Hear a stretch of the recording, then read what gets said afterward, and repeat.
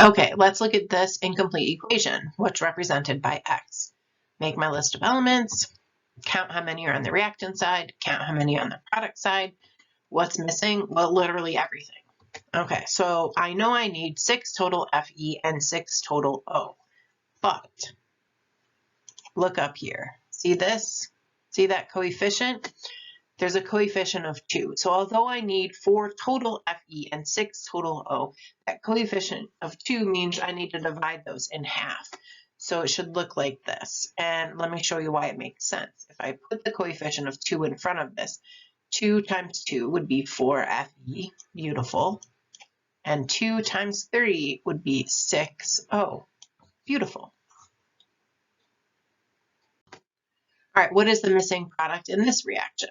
So make your list of elements, count based on subscripts, and what's missing? Well, I've got Zn and Cl.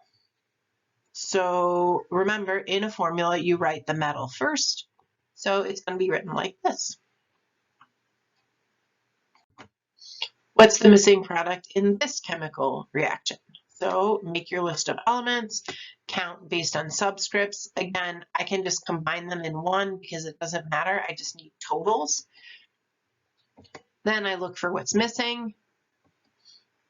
And I write the formula, metal first, non-metal second. And there you go. Now you are going to have to do some practice because for this, you just have to do it yourself to get better at it. And that's predicting missing products and also using table I. So I hope you learned something new today.